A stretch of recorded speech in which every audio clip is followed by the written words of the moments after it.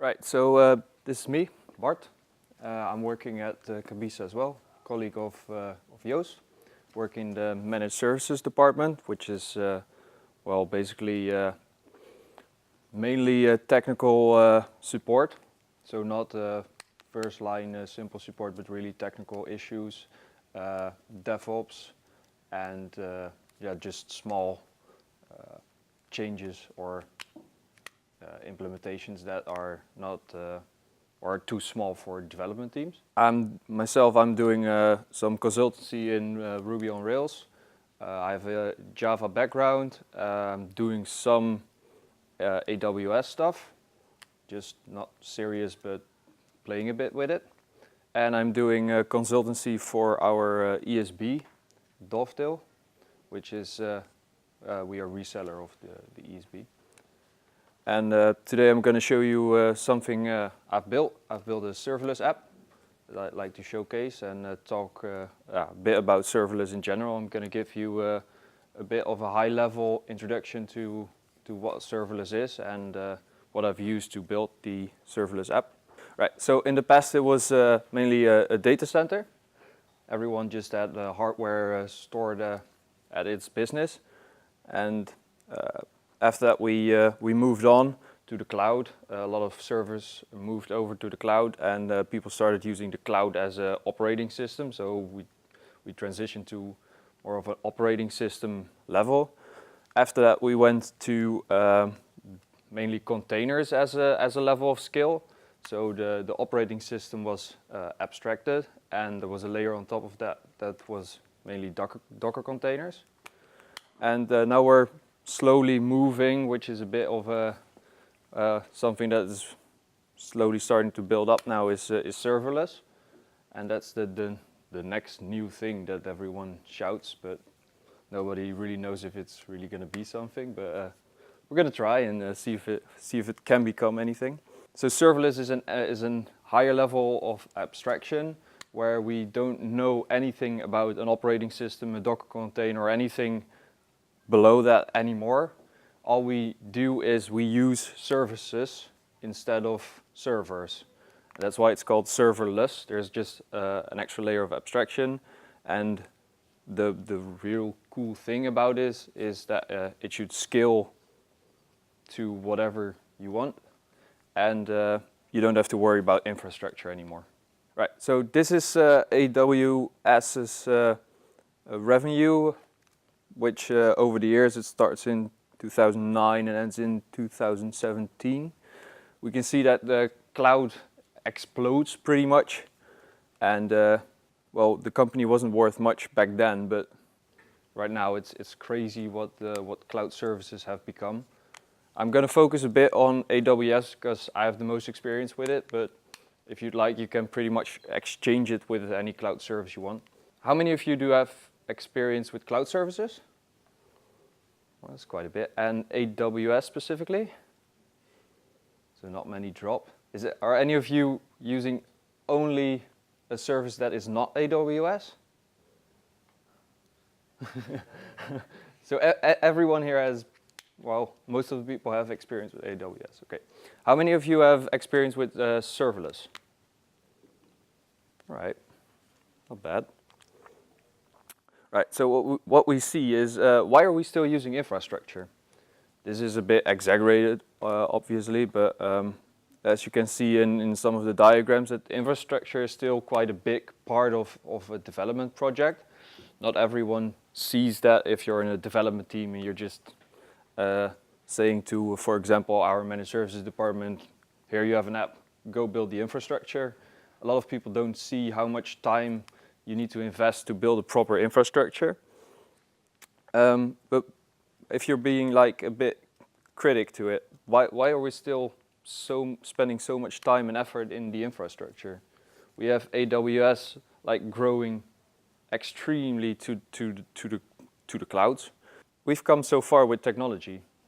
Why are we still using and building and investing time in infrastructure? Why can't it be any simpler these days? So this is an example of an old legacy infrastructure. It might not be specifically for your app, but it's a bit of a general app for AWS. It's built in CloudCraft. It's a diagram tool if you like the design. So what we see here is a simple load balancing. So a request comes in and it's the load balancer, and the load balancer decides where the request goes. If you have a scaling infrastructure, you have an auto-scaling group, which has multiple EC2 instances, which are VPSs, but AWS terminology. So we have, in this case, 4 instances in an auto-scaling group, and will automatically scale based on the load. After that, we have an extra elastic load balancing for maybe an extra layer in your app, and a database with master-slave setup. And this is quite a big setup if you just want to scale to a simple or a big amount of users. And this also costs quite a bit of money. If we go to a serverless app, this is all you need. It's based on AWS services. We have an S3 bucket. Does anyone not know what an S3 bucket is? Right.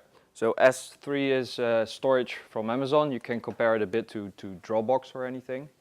And you can store your files, but it has a bit more functionality. It has stuff like retention period, so files get deleted after 7 days. It has web hosting stuff, so you can enable an endpoint on it. So if you just put your front end on S3 and a user makes a request through your front end, we hit the API Gateway. And does anyone not know what a Lambda function is in AWS? So Lambda is AWS's service where you can basically store a piece of code, which can be Java, Python, Node.js. They have support for several languages.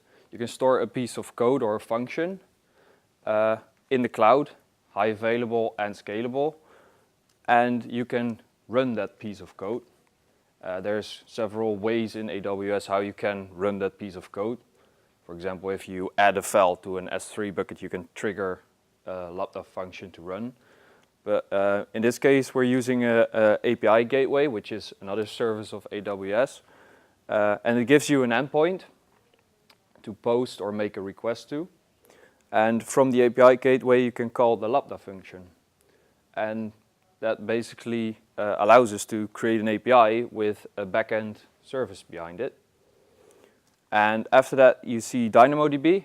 That's the serverless variant of the database for AWS.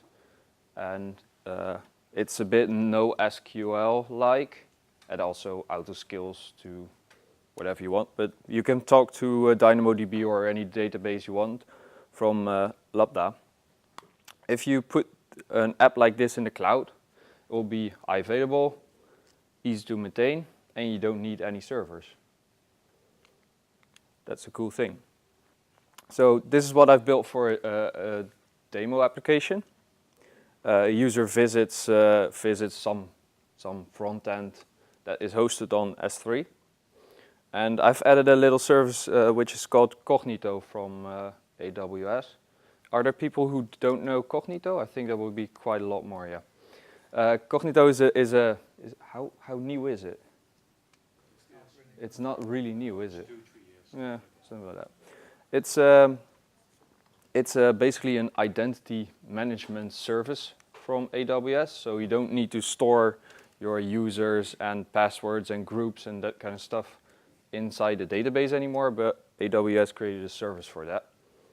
So you can authenticate the users with Cognito in your front end. So we've taken care of that as well. And you don't need to have, or you don't need to use a database anymore. After the user is authenticated, we can make a Lambda request through the API Gateway, and that hits a database. It looks quite simple this way, but in general to implement this, it can be a bit difficult if you've never done it before. But Yeah, well, I think it has quite a big advantage over a traditional application because you don't need to worry about servers anymore. And for a lot of developers, that is quite a normal thing because these days a lot of developers don't really take into account the server part or the infrastructure anymore because another department arranges that stuff. But if you can build an application this way, well, you don't really need the infrastructure anymore because your application is the infrastructure. I have a demo online. It will be shared after the presentation as well. And I want to show you some stuff about it. Right, so this is the demo application. For the front-end developers that are interested, this is a Vue app. And I want to show you some network calls as well.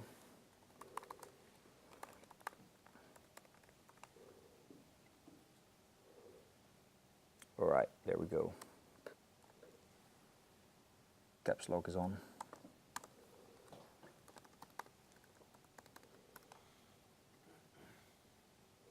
Right, so we're in.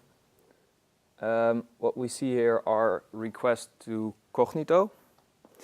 And these are the authentication requests who authenticate the user and also make sure that you cannot reach this page if you are not authenticated. And what we see here is I've just built a simple application.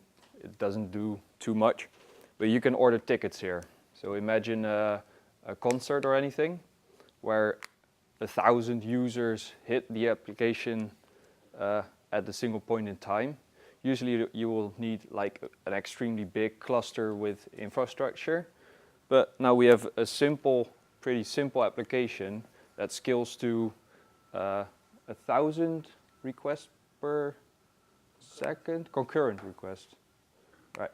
And if you make a call to AWS, I think you can scale to pretty much unlimited, right? Right. So what this application did while the page was loading, it did a request, which you can see here, to AWS, the API Gateway.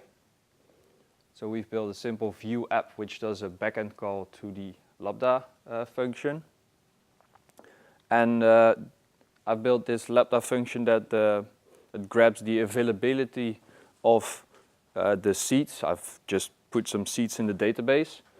And the availability that is still, so this amount of tickets that are still available. And so the Lambda request grabs the entries from the database and shows them here. And if you want, you can place an order for these tickets, for these seats. So I'll just go ahead and do that. Let's say I order 200 of these. It will say you've ordered this. And it will also show you the post method to the order endpoint for the API gateway with the Lambda. And it will show you that it was completed successfully. I've made this app quite simple, so I didn't want to take it a step further to also update the availabilities. But what it will look like is this. What we have here is in the backend of the AWS console. We can see in the Kabisa tickets dev orders DynamoDB table, you can see the different orders that are placed here. This is a screenshot, so it's not real time. My order is not in this list. But you can see here, this is the ID of the seat and the number that has been ordered. And what we've done here is pretty much created a backend that works serverless.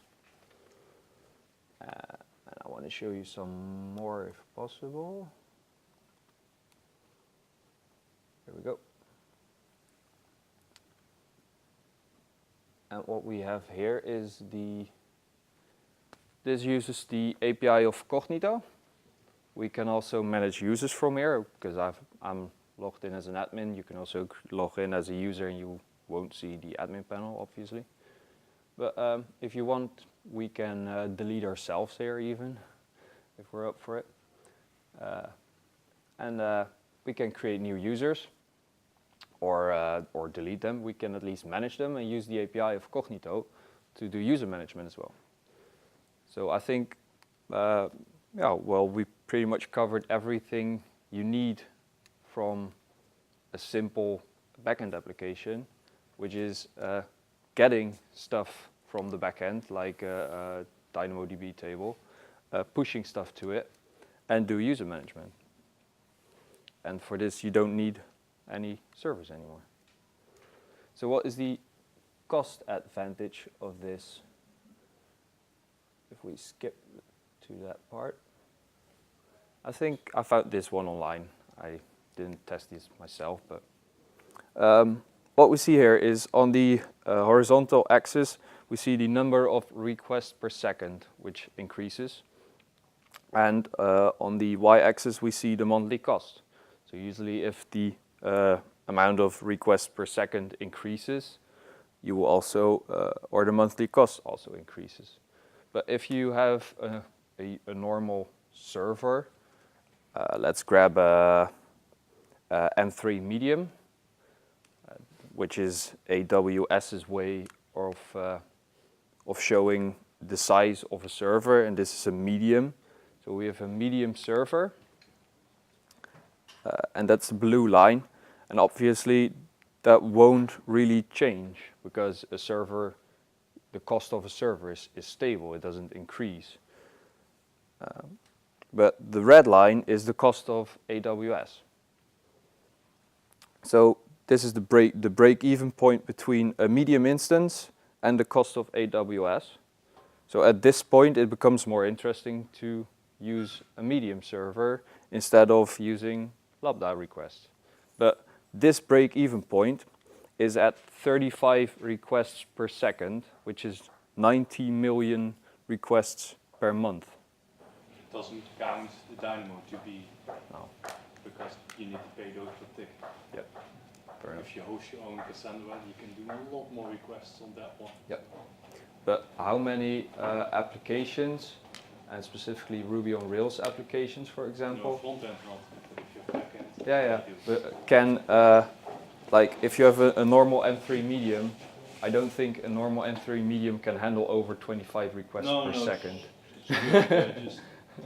It's a bit of a sweet dream. So yeah, exactly. It is. It can scale really nice, but just depending on what you do with your database. Exactly. So yeah, it's dependent on your database as well. But then again, if you would have used a database with, for example, a medium, you would probably use RDS as well. Or Cassandra. Or if you look at DynamoDB, that's just basically the same as Cassandra, NoSQL. only then managed. Yeah. And the fun part of Lambda is also that you have the free tier, which is 1 million requests per month for free. So if you have an application that has less than 1 million requests per month, this is quite interesting because it's free. And who doesn't like free stuff? That's a fun thing. Well, obviously, you also pay for the API Gateway. I don't know the pricing of the API Gateway, but it's quite cheap. I think we're not talking about too much. And then again, yeah, you pay for DynamoDB, which can be expensive based on your usage, obviously. But yeah, the cool thing is it scales based on your usage. And that also happens if you have big clusters, but then you need big clusters, and clusters are also quite expensive. So to wrap up, the demo is online. If you want, you can write down the link or just, I think we'll also share the sheets on the meetup page, so it should be quite easy to find. And the app has been open sourced, so if you like to see or use it yourself, go ahead. It's on our Kabisa GitHub page. And that's it for me.